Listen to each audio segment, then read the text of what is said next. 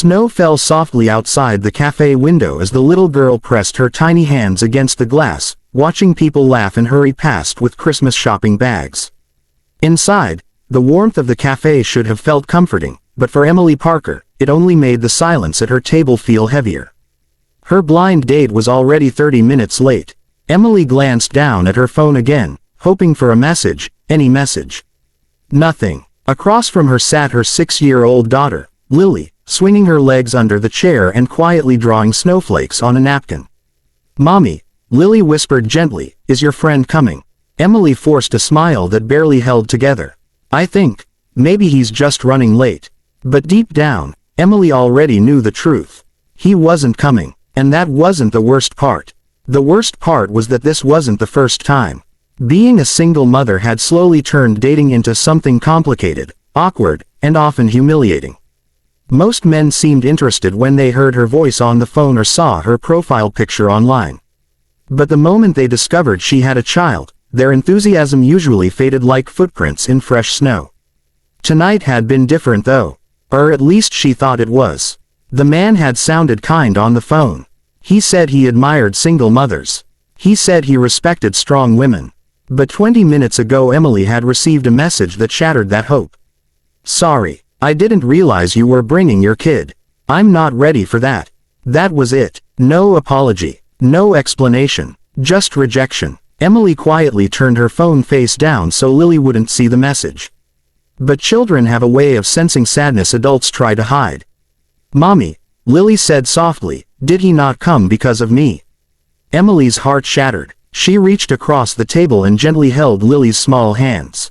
"No, sweetheart. Never think that. You were the best thing that ever happened to me." Lily nodded, but her eyes still looked unsure. Emily felt the weight of that moment pressing on her chest. She wondered if maybe she should just stop trying to date altogether. Maybe love simply wasn't meant for someone like her anymore. Just then, the chair beside their table scraped slightly. A man standing nearby hesitated for a moment before speaking. "Excuse me, I hope I'm not interrupting." Emily looked up, surprised.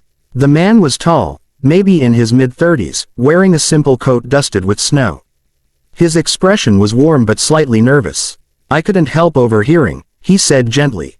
"And, well, my blind date just cancelled too." He gestured awkwardly to the empty table behind him. "So I was wondering." He paused, scratching the back of his neck. "Would it be strange if I asked, can I join you?" Emily blinked. It was such an unexpected question that she didn't know how to respond. Lily, however, leaned forward immediately. "Do you like hot chocolate?"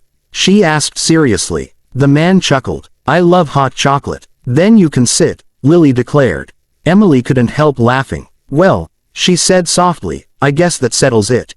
The man sat down, smiling. "I'm Daniel," he said. "Emily," she replied. "And this is Lily." Daniel waved gently to Lily. "Nice to meet you, Lily." "Nice to meet you too," Lily said proudly. The waiter soon brought another cup of hot chocolate, and something about the table began to change. The heavy awkwardness Emily had felt earlier slowly melted away. Daniel didn't treat Lily like an inconvenience. He talked to her, asked about her favorite cartoons, her favorite Christmas movie, her favorite ice cream. Lily happily answered every question. At one point she even leaned over and whispered loudly to Emily, "Mommy, he's nicer than your other friend." Emily nearly choked on her coffee. Daniel laughed. "Honestly," he admitted, "kids are easier to talk to than adults sometimes."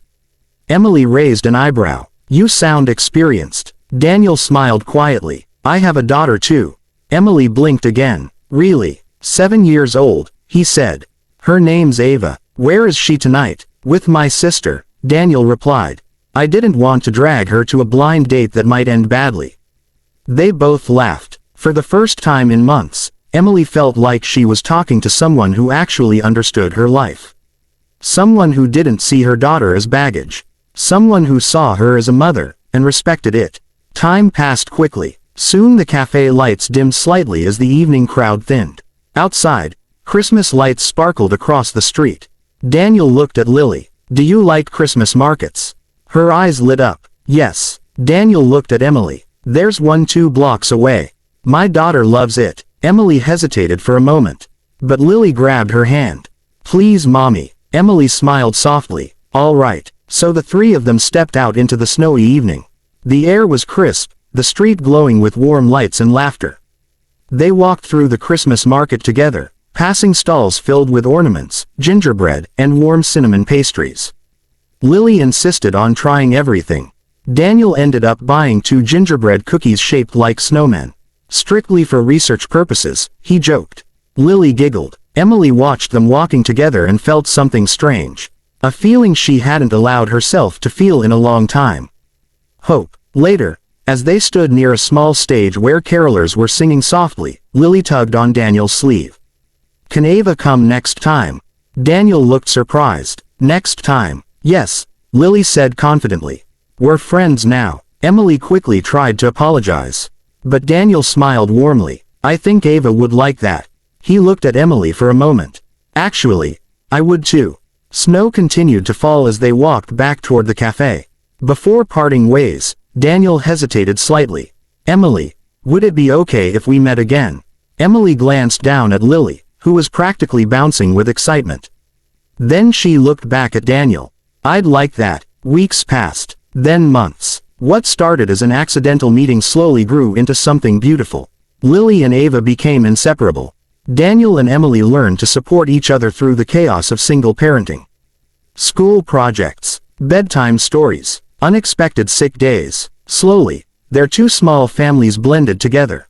And one snowy Christmas Eve, nearly a year later, Daniel knelt beside the Christmas tree with a small ring in his hand. Lily and Ava stood behind him, barely containing their excitement. Emily, Daniel said softly, that night at the cafe, I thought my date had been ruined. Emily smiled through tears, but it turned out to be the best night of my life. He opened the ring box. Will you marry me? Emily covered her mouth as tears rolled down her cheeks. Yes. The girls cheered loudly, and in that moment, surrounded by Christmas lights and laughter, Emily realized something powerful. Sometimes rejection isn't the end of your story. Sometimes it's the moment that clears the path for something better. Something real. Something meant for you. And if this story touched your heart even a little, take a moment to like the video and subscribe to the channel. Because sometimes the smallest moments, a canceled date, a simple question, or a stranger asking, "Can I join you?" can change someone's life forever.